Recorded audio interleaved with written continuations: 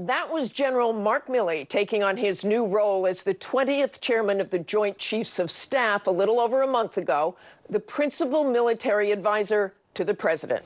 I first met Milley nearly 15 years ago on his first deployment to Iraq on a night patrol in 2005 in Baghdad, and again on a deployment to Afghanistan 10 years ago. This time I traveled to the Pentagon ahead of Veterans Day tomorrow, where we talked about the meaning of service. But I started by asking him about current troop levels in Syria after President Trump's recent call to withdraw forces.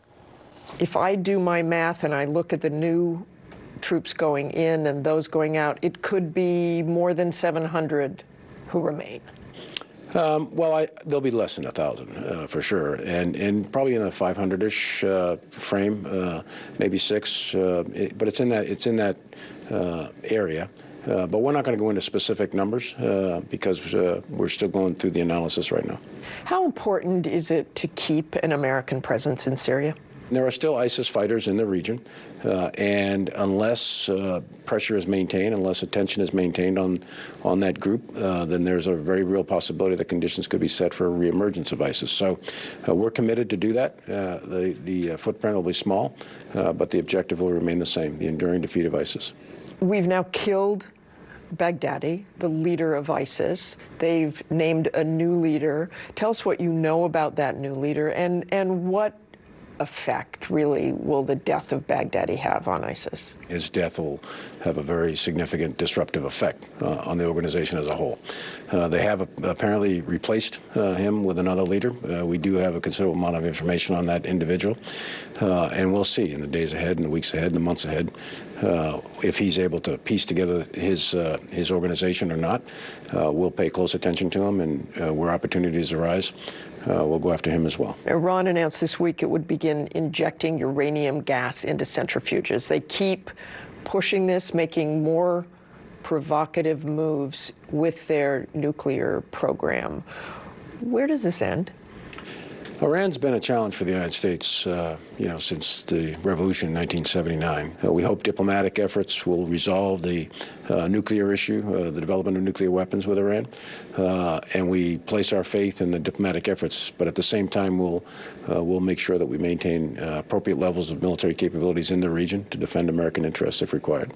The U.S. says that Iran was responsible for attacking those tankers, that they are responsible for shooting down a highly sophisticated, very expensive American drone, and yet there haven't been significant consequences. Well, there's been consequences. Our government has chosen not to react militarily at this time, but we have the capability to, and we've added some capability just as recently as last month.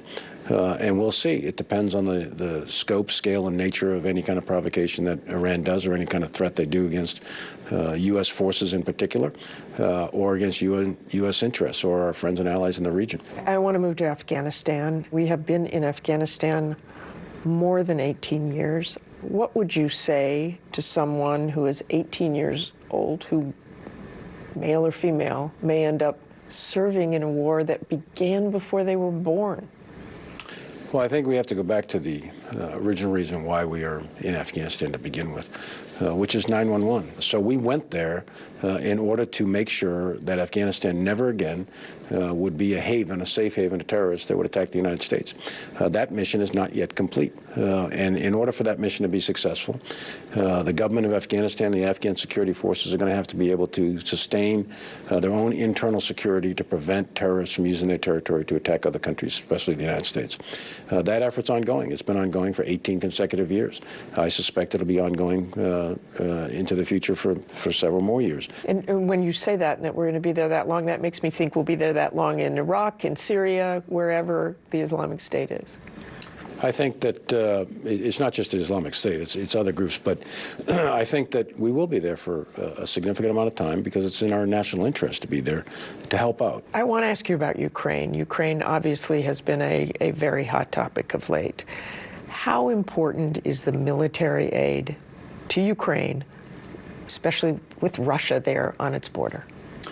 Well, here we are, on the 30th anniversary of the fall of the Berlin Wall. And since that time, Russia has aggressively acted against Ukraine, and the United States chose to help Ukraine with money, with advisory aid, with training and manning and equipping through 2 administrations, and we're continuing to do that. So I think it's important to continue to help Ukraine maintain its free and sovereign status.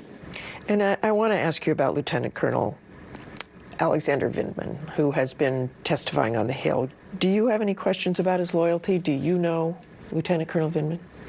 I don't personally know Lieutenant Colonel Vindman, but I will say that what I have learned over the years as an active duty military officer is not to comment on active investigations. And I do know that Lieutenant Colonel Vindman is a witness to an active duty or an active investigation being conducted by Congress right now. So it would be inappropriate for me to make any public comments on one of the witnesses.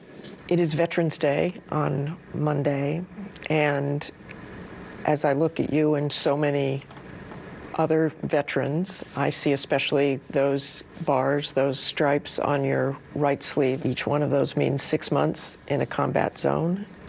You've got 10 of those, 5 years. So many others have sacrificed so much, and the ultimate sacrifice as well. But Veterans Day is to honor all of our veterans. And first of all, who do you think about? Well, I mean, the first veterans I met were my mother and father, both veterans of World War II. And my dad was in the 4th Marine Division, as a Navy corpsman in the 4th Marine Division. Made the assault landings at Kwajalein, Saipan, Tinian, Iwo Jima. Saw some very horrendous combat. And then my mother served in the Navy. She was a medical orderly at a hospital out in Seattle taking care of the wounded. They clearly put a sense of service, gave me a sense of how lucky I was to be an American, how lucky I was to grow up in a country where we have freedom of speech, freedom of press, freedom of religion, and a wide variety of other privileges and rights that are not well known around the world in many, many places. I've had about 242 soldiers that have been killed under my command in one way or another since 9/11, and I think of them a lot at all kinds of times of the day, and 2 o'clock in the morning, and eyes pop open, and you start thinking about what those young men and women have done for this country. And the freedoms we have, Martha, are not free. They're paid for in the blood of all those soldiers, sailors, airmen, and Marines have been fighting for it for 2.5 centuries. Fewer than 1% serve in the military in this country. You went to Princeton, played hockey instead of West Point. What is it that you could explain to those Americans who don't serve? When I went to Princeton, I met the hockey coach, and he was a Marine captain from Vietnam, and he introduced me to ROTC. He said, there's an opportunity here if that's on your mind. So I thought I'd do that and serve my country for 4 years and then get out, but here I am 40 years later. So, and I've not looked back. I've never regretted it, and I think service to the country and service to the nation is a very, very important calling. Our thanks to the chairman and all of our veterans.